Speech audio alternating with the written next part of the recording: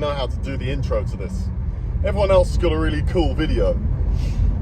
Like Sam Sulek's got some cool poses and that going on. He's doing all these cool things, but I can't really do that. And my techie skills aren't up at that level just yet. But it's coming, don't worry. Just finished work. Bit of an early one. Move over, mate. Jesus Christ. English drivers are such wankers. Okay, whoops, daisy. Let's put the seatbelt on. Okay. So, today is arms. I'm getting a bit bored of my arm workout, if I'm perfectly honest. I've been doing the same stuff for fucking ages. I need a new compound movement. My overhead one that I do at the beginning, the heavy one, I want to replace that with something, but I don't know what to replace it with. I'm going to a slightly different one. I'm going to Ashford Gym today. And their cables are much better than the Folkestone Gym. So I'm going to use my gym pin, which means I could possibly do the compound movement with a tricep extension, like a push down, and use the gym pin. Get a 25 plate on there, see if that works. But yeah, I don't really. What are you doing? Okay, no. So if anyone's got any exercises that I could do, I can't do dips. I just can't do them, so don't even suggest it. I can't go heavy with dips. It does something to my shoulders. I don't have that mobility very well. Close grip bench is okay, but again, kind of fucks my elbows. So I think we're probably going to have to just go for your normal, maybe tricep extensions. If we do them with maybe a rope, the cable might be heavy enough. But doing a normal press down with a bar, even with the 25 plate, I don't think that's going to be heavy enough for me to have that as my first heavy exercise. Biceps, I quite enjoy my biceps. In one of my previous videos, that compound movement, or the heavy movement, I'm going to call it the compound movement. That's what I do. I know it's not a compound exercise, but I call it compound because I go heavy, and I go heavy on all compounds. On the subject of nutrition, I always used to not guess, but I always used to kind of track in my head my macros throughout the day. But as loads of the bodybuilders have been saying recently, look, you can like the top guys. I mean, I know Sam Sulek's not a top bodybuilder, but he's pretty fucking big. But him, Sadiq, I can't remember his name, his surname, and some of the others, they all say, look, you can get to a certain level doing it sort of ad hoc, like adding it up in your head, but you'll never be able to get past a certain level doing it that way. You have to track. And to be honest, I've been using this my Fitness Pal. I tried to use it before twice. Both times I fucking hated it. It was so difficult it just wasn't simple. I didn't know, like, if, for example, if I was going out for a meal, how the fuck do I track that? There's so many. You put in, let's say I go out for a meal, and you have, I don't know, Hunter's chicken, for example. Very simple.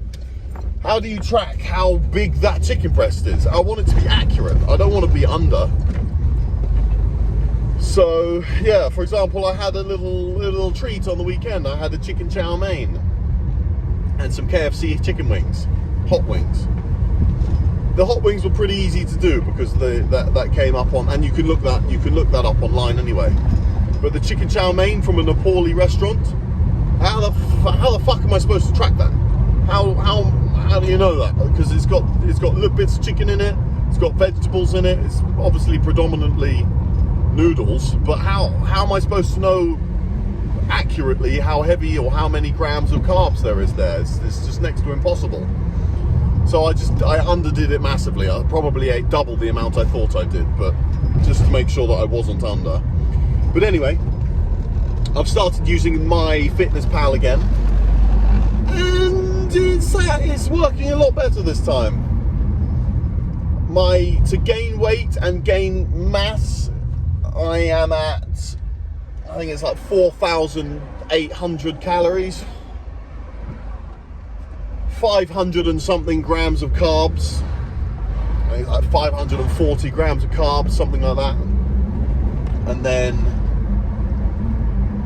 then what? 540 grams of carbs. I think it's about 300 grams of fat, which is, I hit that easily. And then protein, they put it at 213, but that's nowhere near enough. So I go up to about 300 grams of protein basically every day. And what I've noticed is I easily get fat. I eat a lot of fat, a lot more than I thought I did. I actually thought, when I first did my macros, I thought that was what I was going to struggle with, the fat content. But I'm way over fat every time, about 50, 60 grams. Wow. On the weekend, I was like, fuck me. One day I was 100 and something grams of fat over. There's not, but I don't mind that. I'm on a bulk, so who gives a shit? And then my carbs, I've been under nearly every day. I am struggling to get 500 and something grams of carbs in. That seems excessive, to say the least. So I've been taking, well, I haven't really been under every day, but almost. And so protein, I reach protein. Protein's okay. Probably not the best part of protein. I reckon probably about 100 grams of my protein a day is artificial. So protein shakes basically. And I don't know how well your body absorbs, because I've read some studies about this. I don't know how well your body absorbs raw egg as opposed to cooked egg, because I blend up quite a lot of times through the day, maybe twice a day in two of my shakes, two of 3 shakes, because I have one just before bed as well. I blend up like between 6 to 10 eggs, most of the time with the yolks, sometimes without, depending on how much fat I'm on at the time. And it's, these studies basically say, but there are contradictory studies, but a few of them say that your body can only absorb about 40% of the nutrition of an egg when it's not cooked. I don't believe that. There are contradictory studies that say that that's absolute bollocks. So how do you go on that? I mean, with that sort of thing, the proof is in the pudding. You do it, if it works and you're putting on, then it's working. So yeah, MyFitnessPal, decent. Now, before I fucking hated it. Now I like it.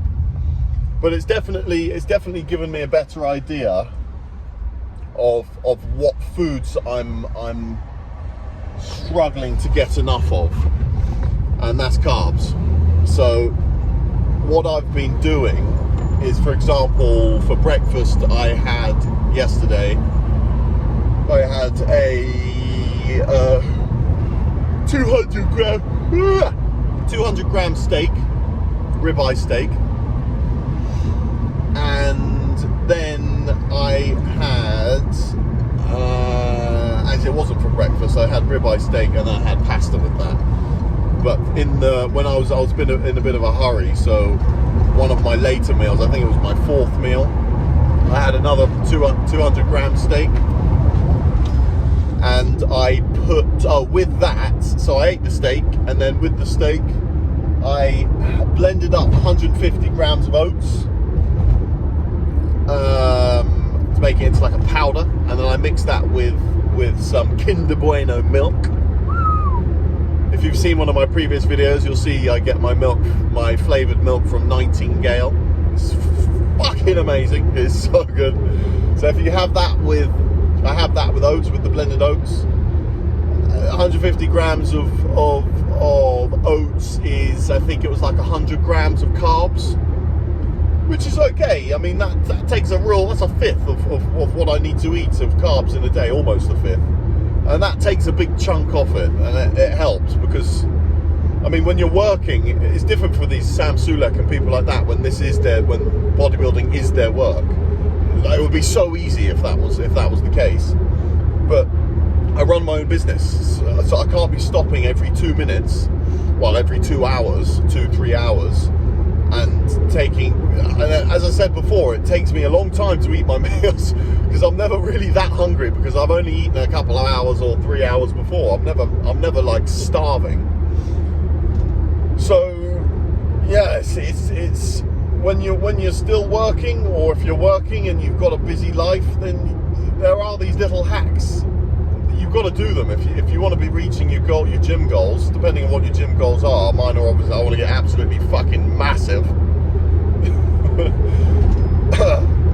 Then yeah, you've got to do things like that. There's no way around it. I can't be stopping every 2 or 3 hours, taking out 30 minutes to 40 minutes to eat pasta or rice with chicken or steak. It's not feasible. That's if I did that 4 times in the day, that's 2 hours out of a working day. I can't be doing that. So blending up oats and things like that is a must. This, I had no fucking oats left. I was meant to get it on the weekend, but I forgot. It's an idiot. I'm losing gains. This is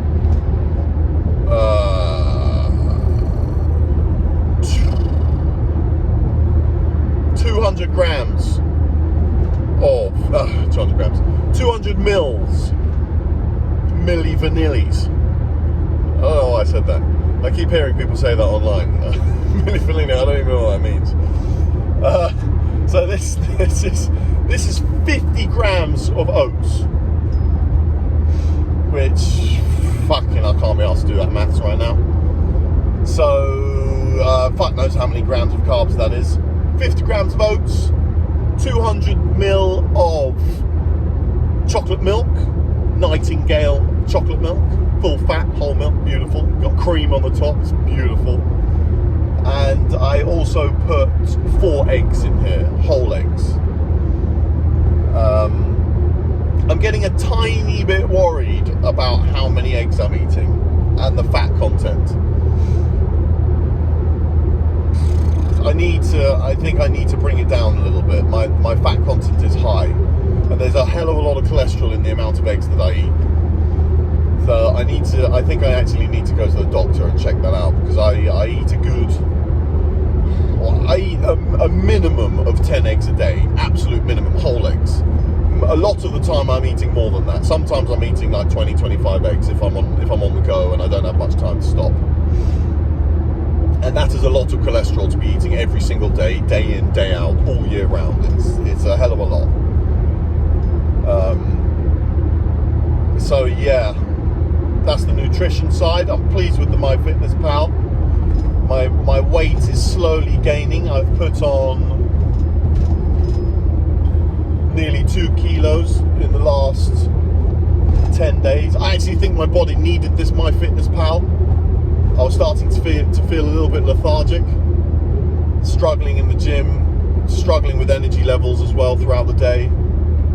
So I think now that I can actually track this and I'm seeing that my carbs are low, and the type of training that I'm doing is bulk training, so I'm going heavy. I needed more carbs, and I feel better in myself because of it. So yeah, this is a little bit of a pre-gym meal. There are quite a few studies that have showed that having your protein shake before the gym is actually better than having it after the gym, because protein is already in your system and it gets into your blood. You want the protein in your blood for it to then be transported to the muscles that you're working. But then again, as usual, there are loads of contradictory studies that show that's not the case. It's better for it to be afterwards. So, in my opinion, the best thing to do is to have one before and after. You can't go wrong then. I also keep reading studies about people saying that downing protein shakes, this has got to be absolute bollocks. And I'm pretty sure this is idiots online leaving stupid comments that know nothing about the gym or nutrition. And a lot of these people, well, I don't know for sure, but that's the what's the word? I can't think of the fucking word. Impression. That's the impression that I get from the people that are leaving these comments. But yeah, they're saying that you shouldn't down a protein shake because your body can't absorb the all in one go. That makes no sense. This doesn't all go into one chamber, and then your body's not like, right, we need to extract as much protein and minerals and amino acids, etc., as we possibly can in the next hour. It's fucking stupid. This all goes through your intestines, and it's absorbed the whole way around. The whole point of it. It's like water and osmosis through a membrane. It's very similar. So I really don't believe that bollocks. And that people can only absorb 20 to 30 grams of protein per hour. Fuck off. That's absolute bollocks. For example, someone going to the gym whose body would need more protein, there's no way in hell you're telling me that that's the same as someone who doesn't go to the gym, or that someone of a male of 25 years old who well, depending on the person, needs or can absorb the same amount of protein as a 60-year-old male. It's just fucking bollocks. All of these things are interpretable though. You've got to do your own research. And also, if you're researching things like this and things are contradictory, there's no other way around it. You just have to tweak it yourself. It's over years that I've learned things that things that work for my body, and things that work for my body won't work for yours. Well, they might, but it's unlikely. Everyone is different. But yeah, so back to it. We're nearly at the gym now. Arms. We'll start with triceps as usual, and then we'll go on to some biceps. I'll get a few videos. I think we'll start with some push downs. I think we'll mix it up a little bit. I'm getting bored of the overheads. I don't feel like I'm getting a huge amount out of them either. So yeah, wish me luck. Always chase those gains and never give up. Yeah, here we go. Right, so we started off with some hammers. I've switched to hammer curls because I don't know. Last time I haven't done hammer curls in ages, and you can go nice and heavy on hammer curls. They are decent. I think this was one of the warm up sets. I go up to 36 kgs, but I suffer with form a little bit. I'm still getting 12 reps out on each arm, but the form goes a little bit. But I don't really have forearms either, and these hits your forearms pretty well. But it develops more of your long head. And I've got short biceps, so these are perfect for me. I always think seated is best as well, because you've just got less opportunity to swing. And then I think I supersetted that with, oh no. What's this? Oh, we're going up. What's that, 32s? Or 30s? Yeah, I think this is my second. So I'll warm up on 20s, and then I'll go 24. Oh, 32s. I'm going up in fours. Yeah, that's right. 24, 28, 32, 36. Little warm up on the 20s. Just a few, not too many. But my wrists start failing. I've started using my wrist straps, which works quite well. So yeah, that's pretty good on those ones. They're good, especially if you've got short heads. You've got to develop that long head as much as you possibly can. always to failure, look. Always, look. Couple more. Pussy. And then we went into some wavy bar curls, which will come up in a second. There we go. These I struggle with. My wrists, I don't have very good range of motion. So going close grip like this, my wrists are suffering. So I can't go heavy on these. But I do get a really nice stretch. And at the top here, I get a really nice peak as well. But the trick with these, personally, I think, is not to sit down. It depends how your body is, if you're tall, short, or whatever. But I don't sit down on these. If you can see, I'm actually off the seat there. You want to be bending down as much as you can, really. So look at my hands have gone white. Fuck, that can't be good.